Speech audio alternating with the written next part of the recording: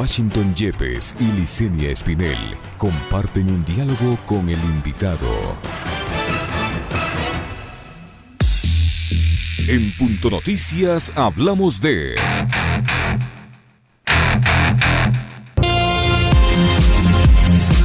La Asamblea se pronunció sobre el veto parcial del presidente de la República a la Ley de Apoyo Humanitario. Esta ha sido materia de largas polémicas tanto durante el tratamiento urgente por parte del Poder Legislativo como en el momento de decidir sobre las observaciones del Ejecutivo. La decisión de la Asamblea Nacional de allanarse en 22 puntos, pero rechazar otros, deja vacíos y no deja contento a nadie en materia laboral. El Ejecutivo piensa que se abre una puerta al cierre de empresas, los trabajadores que les perjudica y alienta al despido por fuerza mayor, los empresarios que no da el estímulo necesario para seguir produciendo y se coloca varias empresas en situación límite o cerca del cierre. Tanto los sectores empresariales y los laborales en gremios de trabajadores y cámaras recurrirán a una instancia definitiva para dirimir el tema, la Corte Constitucional.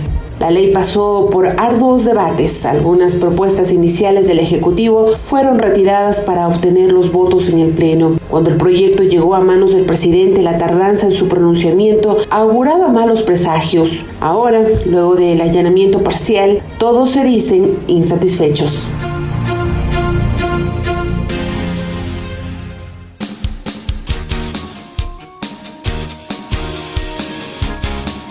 Bueno, son las 7:08. No sé si ya estamos conectados, me imagino que vía telefónica, porque a través del internet no lo podemos ver al doctor Juan Pazmiño, pero le saludamos cordialmente, doctor Pazmiño. Ya está allí a través del internet, vía Skype. Estamos conectados con Juan Pazmiño. Muy buenos días, doctor, ¿cómo está? Qué gusto. Gracias, Washington. Buenos días, Liz, también. Muchas gracias por la invitación. Y amaneciendo para ustedes, yo por acá estoy ya en la tarde. En la tarde, son 7 horas de diferencia, ¿no, doctor? 7 horas de diferencia. 7 horas con Italia. El doctor Pazmiño se encuentra en Italia ya algún tiempo, pero no ha dejado de estar presente en la problemática ecuatoriana, que ahora pues está al otro lado de la esquina, podría decirse coloquialmente, porque el internet nos tiene a diario comunicados. Y la situación... Complicada situación, sin duda. Pero en medio de esta complicada situación hay leyes que se aprueban y que complican desde mi punto de vista aún más la situación de los trabajadores y de la gran mayoría de las poblaciones. Y en el caso latinoamericano la situación es mucho más crítica y peor aún en el caso ecuatoriano. Le quiero preguntar si sobre la base de este análisis, en términos históricos, laboralmente, ¿ha habido una situación tan complicada como la que vivimos actualmente? Esta es una situación inédita, tanto en Ecuador como en América Latina, a tal punto que la CEPAL, la Comisión Económica para América Latina, le ha dado una importancia fundamental en sus estudios que mensualmente está publicando sobre el asunto de la crisis COVID y recurrentemente sobre la base de seguir las informaciones de los distintos países. Y la CEPAL está realmente alarmada de la crisis económica y sobre todo de la situación social y laboral de América Latina, porque ha calculado que durante la pandemia las condiciones de la crisis económica, al haberse agravado, han provocado el despido en todos los países de miles de trabajadores, con lo cual las economías no solamente caerán entre 6 puntos, 5 puntos, 7 puntos, sino que aumentará el desempleo y el subempleo.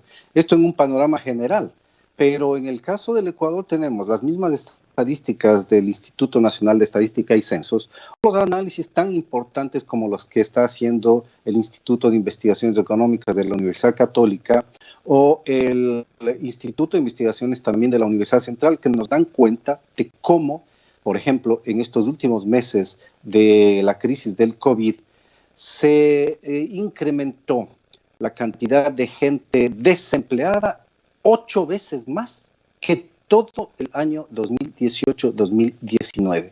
Entonces, uno puede imaginar lo que está ocurriendo en un país que por cifras oficiales tiene 115,000 trabajadores despedidos solo en esta época.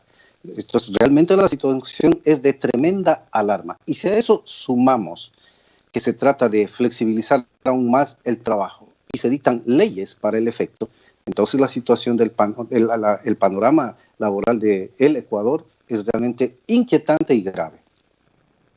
Doctor Pacimiño, buenos días. Le saluda Licenia Espinel. Ha sido aprobada ya finalmente la denominada ley humanitaria con unos aspectos absolutamente preocupantes, pero uno de ellos que generaba varias alertas era esta utilización de la figura de la fuerza mayor.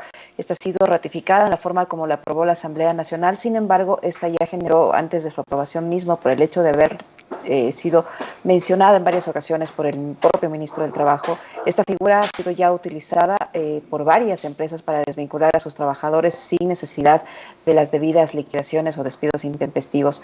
Ahora, una vez que ha sido aprobada por la Asamblea en los términos que usted los conoce, ¿qué garantía tienen los trabajadores de que esta figura no va a ser utilizada para continuar con las desvinculaciones?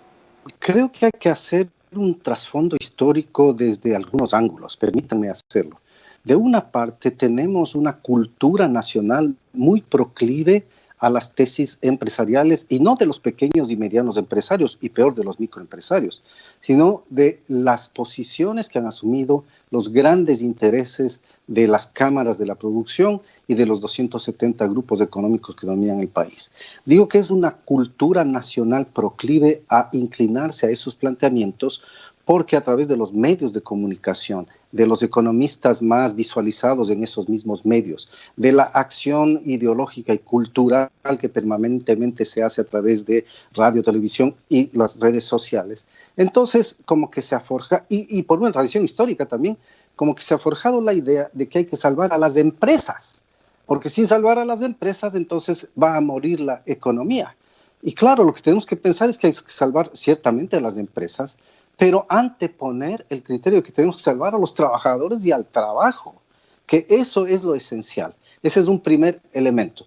De hecho, en los años 80 y 90, cuando creció en el Ecuador todo ese estilo neoliberal, la gente confiaba en las tesis neoliberales, algo que todavía está ocurriendo en la actualidad, ya no solo de parte de la sociedad, sino en las altas esferas, el ejecutivo. El legislativo más tiende a inclinarse por las tesis neoliberales y de favorecer a los empresarios.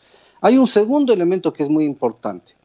Nosotros hemos conquistado ya una serie de derechos y principios laborales desde el año 1925 con la Revolución Juliana y aún antes, como la jornada laboral de 8 horas, que es de 1916. Y en la Constitución Mexicana de 1917 ya consagraba una serie de derechos laborales. Pero digo, hemos conquistado una serie de principios históricamente importantes para los trabajadores. Irrenunciabilidad de los derechos. Los derechos de los trabajadores son intangibles. Los derechos de los trabajadores se sujetan al principio prooperario, es decir, todas las leyes, la administración, las instituciones tienen que favorecer a los trabajadores. Eso ante todo. Y después mirar las otras cosas. El momento en que tenemos conceptos que giran alrededor de la empresa, se cambia el punto de vista a favor de los trabajadores y entonces se habla de salvar a las empresas y se busca facilidades para las empresas a costa de los trabajadores, que es lo que está ocurriendo en el Ecuador en cuanto a la visión ideológica frente al tema laboral. Tenemos un tercer factor que tenemos que analizarlo. En medio de la pandemia, en medio de la crisis, se supone que el Estado Nacional a quienes debía proteger fundamentalmente es a los trabajadores.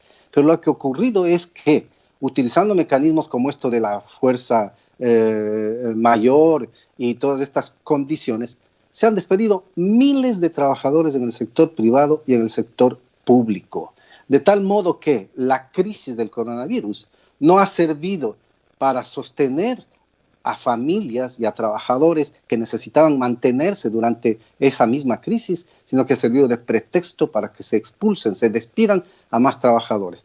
Y finalmente estas leyes, como la ley humanitaria, que tiene algunos aspectos que pueden ser incluso admisibles, pero tiene otros aspectos que realmente son graves.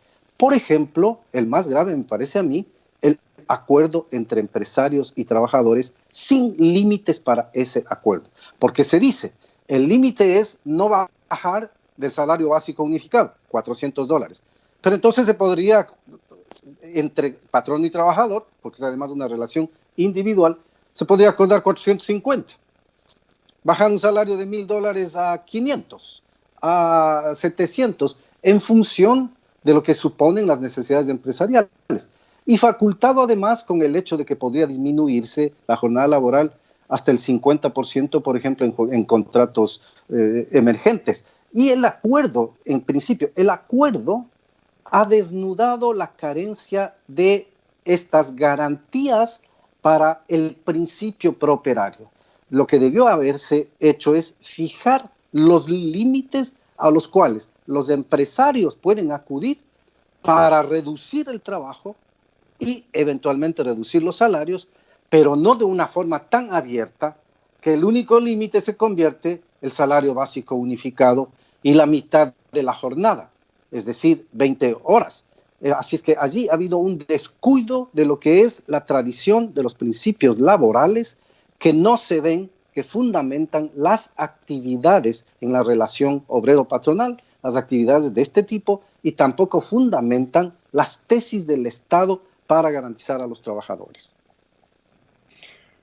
Ahora, doctor Pazimiño, me parece importante aclarar algunas partes que son conceptuales, inclusive, porque con la aprobación de estas leyes lo que se evidencia es que el Ecuador no deja de ser un Estado prebendario hacia el sector empresarial, que históricamente ha sido prebendario.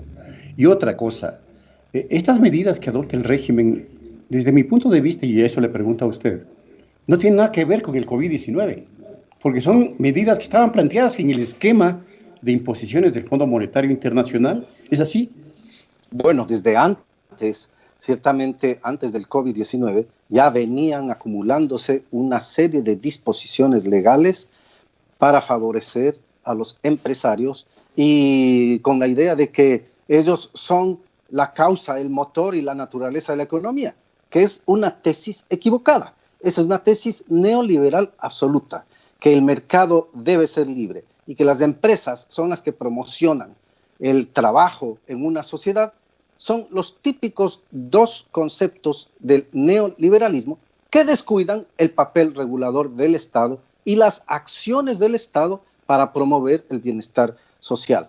No es posible que instituciones, por ejemplo, como el IES, estén en un jaque histórico cuando la Constitución misma del Ecuador ordena que la seguridad social tiene que ser pública y que no se puede privatizar. Se está descuidando la atención a la misma Constitución.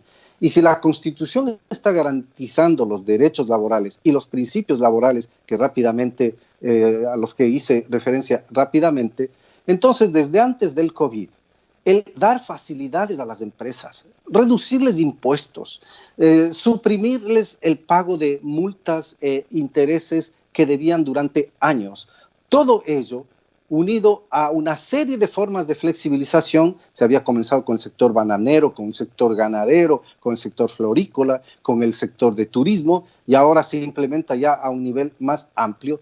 Todo ello da cuenta que no tenemos un esquema de protección a las garantías y derechos fundamentales del trabajo. Incluso el ministro de Trabajo en algún momento hace una declaración que el ministerio tiene que proteger a los empresarios. No puede ser. El Ministerio de Trabajo, que fue creado en 1925 como Ministerio de Previsión Social y Trabajo, fruto de la Revolución Juliana, fue para proteger a los trabajadores y se impuso el criterio prooperario precisamente para favorecer y proteger derechos de los trabajadores, no derechos de los empresarios. Claro, a veces dicen los empresarios, el Código del Trabajo solo les beneficia, pero disculpen la palabra muy ecuatoriana, noticias, si para eso es el código, para favorecer a los trabajadores, por el principio prooperario, no para favorecer a los empresarios. Y los empresarios ecuatorianos tienen que aprender a ser responsables sociales. Les falta mucho esta cultura de responsabilidad social que implica poner una empresa bajo los parámetros de protección y de defensa de los derechos laborales. Si no van a hacer eso, entonces no pueden poner la empresa. Listo. ¿Quién debe suplir las acciones de falta de un sector privado? Sin duda el Estado. Y nosotros no tenemos grandes capacidades estatales. Pese a lo que se dice en la ideología normalmente en circulación en el Ecuador, nosotros tenemos un Estado muy pequeño, no tenemos un Estado gigante. Y tenemos un Estado que además le faltan recursos. El promedio de nuestros impuestos no llega al promedio latinoamericano. El promedio latinoamericano está en 23% del Producto Interno Bruto. Nosotros no llegamos al 20% del Producto Interno Bruto en los impuestos. Y sin embargo, hablan siempre los altos empresarios, que existen demasiados impuestos. Volviendo a la idea central y al planteamiento central, aún antes del COVID se venía atendiendo con privilegio a la clase empresarial. Y en medio del COVID se ha continuado una política que además está sujeta al compromiso con el Fondo Monetario Internacional, en el que claramente se dice reducir la masa salarial, así consta, y además consta la necesaria y rápida flexibilización del trabajo, porque dice allí el acuerdo mismo, es necesaria una urgente reforma laboral.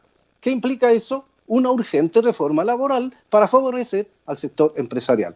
Así es que por distintos sectores los trabajadores están afectados y tampoco pueden protestar, ¿no? Porque en estas condiciones del COVID y del aislamiento tampoco es fácil poner a las organizaciones a hacer marchas o a hacer un tipo de protesta que pueda significar tratar de frenar lo que ya se viene conquistando.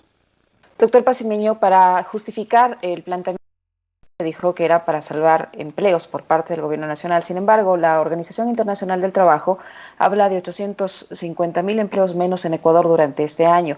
Hasta el momento, las autoridades han reconocido alrededor de 200,000 personas que salieron de sus puestos de trabajo durante la emergencia sanitaria. Entonces, ¿cómo entender que se apoye o se apruebe una ley que supuestamente era para salvar el empleo y está provocando todo lo contrario?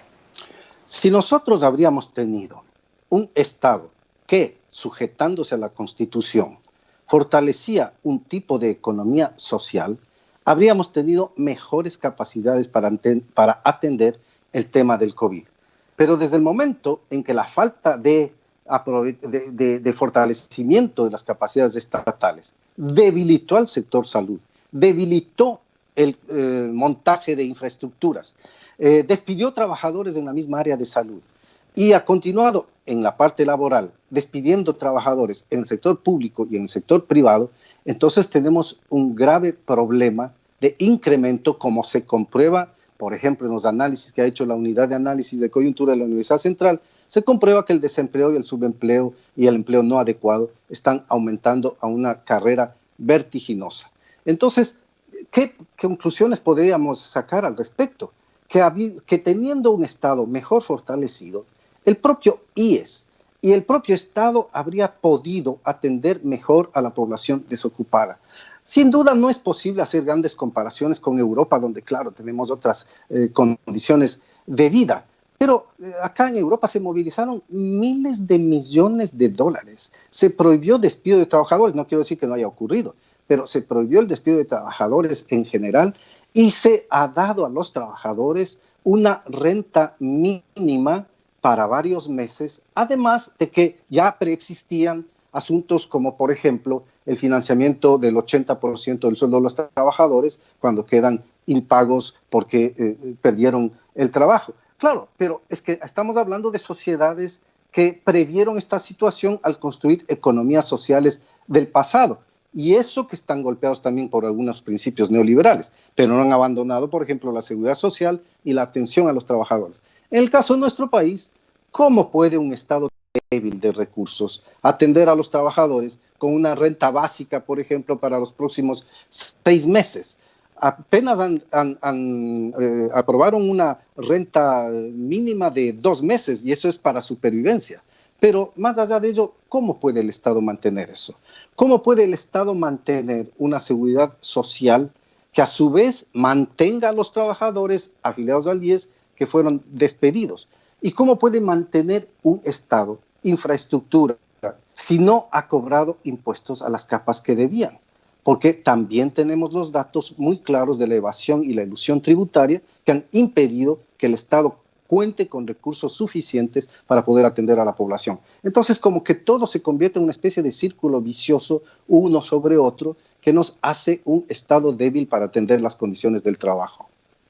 Doctor, estamos en presencia de una suerte de estrategia, de una suerte de manejo perverso de la economía, en medio de la pandemia, que es otro de los temas perversos, para en un manejo contracorriente en todo el mundo, porque todo el mundo está haciendo todo lo contrario, asaltar de una vez por todas Por ejemplo, el Instituto Ecuatoriano de Seguridad Social, que ahora se le oye a Stuart Water con una serie de planteamientos para prácticamente privatizarlo o desaparecerlo. No sé cuál es esta estrategia que creo que hay que develarla. Nosotros no teníamos seguridad social hasta antes de 1925, cuando la Revolución Juliana creó la Caja de Pensiones, que nuevamente fue apuntalada con la misión Kemmerer, que en 1928 prácticamente reconstituye la primera caja de pensiones que había sido creada en 1925. Desde entonces hemos mantenido la seguridad social y se han ido incrementando grupos humanos a la seguridad social, a tal punto que en la década pasada también se incorporaron a la mujer o al marido del afiliado o afiliada, a los hijos menores de 18 años, y así se caminaba para lograr el principio de seguridad social universal que ordena la Constitución. Cuando no se observa la Constitución, entonces empiezan estas debilidades o debilitaciones, para ponerle un calificativo especial, de querer que la seguridad social entonces funcione desde la perspectiva privada, cuando tenemos ya en América Latina suficiente experiencia. Por ejemplo, Argentina y Chile, con las administradoras de fondos de pensiones, que fueron un total fracaso.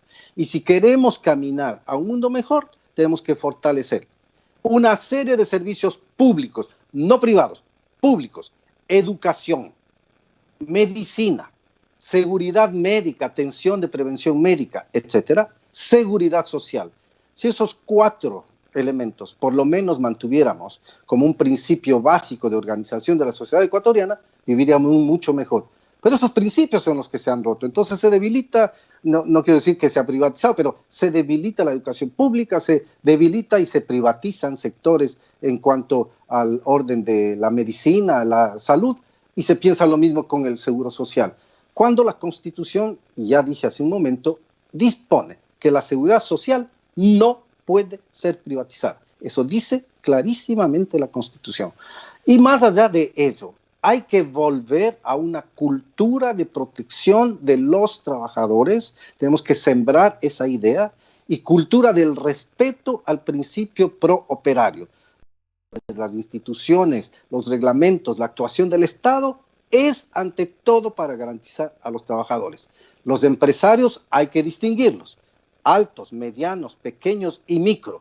Cierto es que mayor atención van a requerir los micro, pequeños y medianos empresarios. Los grandes empresarios no tienen por qué tener enormes ventajas frente a los otros. La propia CAPEIPI, por ejemplo, se ha quejado de la falta de atención a los planteamientos que ha hecho la pequeña industria de Pichincha. Hay ahí otro elemento de análisis. Y sin embargo, los trabajadores, cuando son despedidos por miles, como ha ocurrido, ¿ante quién pueden acudir? Ante un Ministerio del Trabajo que, desde la perspectiva oficial, es un ministerio de defensa del empresariado. No puede ser.